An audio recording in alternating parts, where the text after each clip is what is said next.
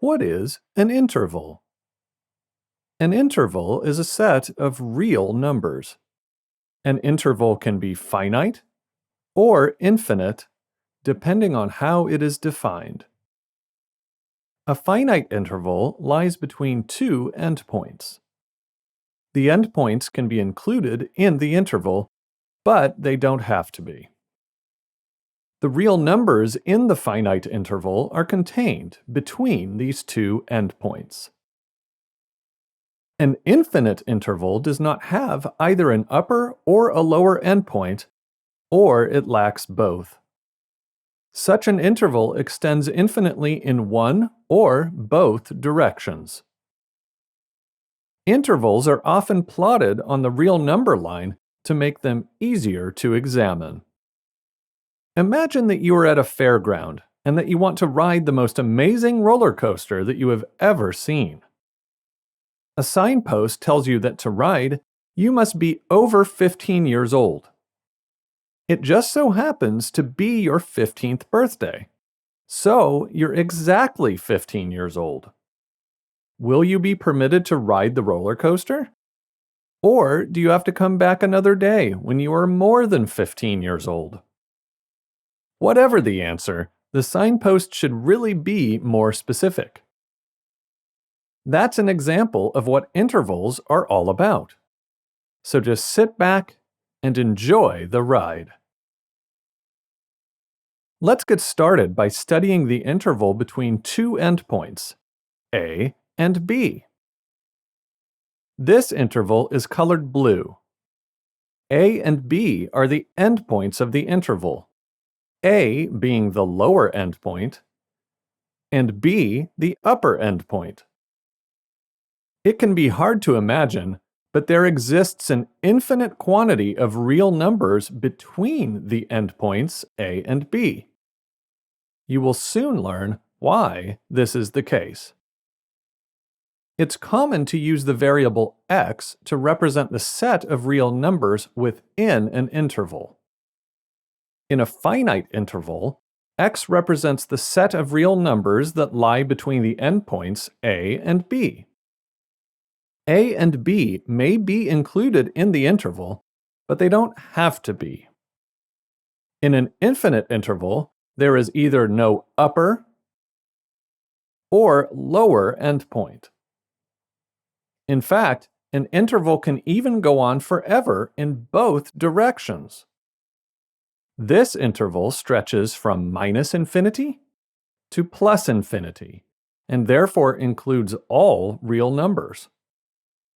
This is the symbol used for infinity. It looks like the number 8 resting on its side. Also, this interval is known as the real numbers. Let's set A equal to 1 and B equal to 2, then zoom in on this interval.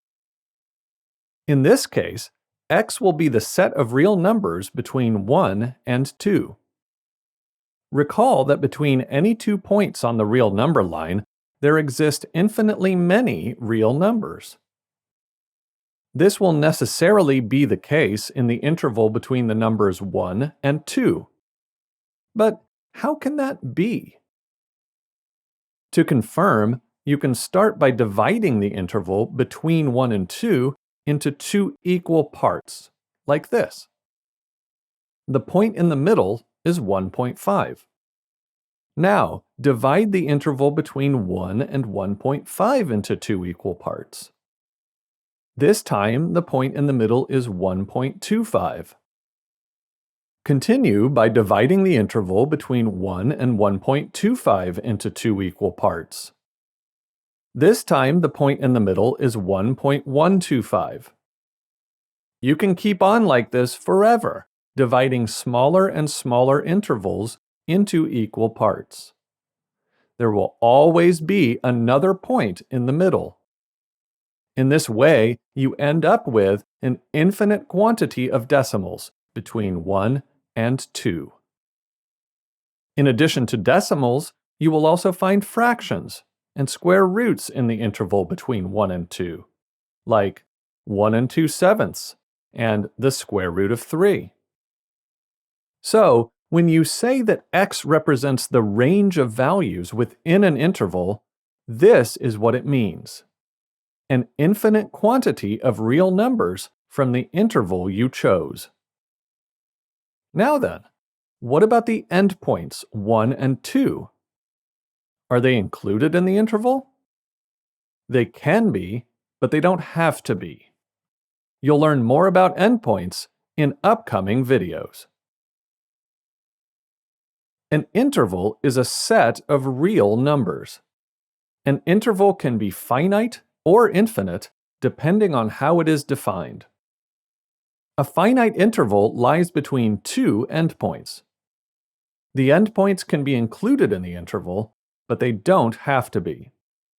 The real numbers in the finite interval are contained between these two endpoints. An infinite interval does not have either an upper or a lower endpoint, or it lacks both. The set of numbers in such an interval extends infinitely in one or both directions.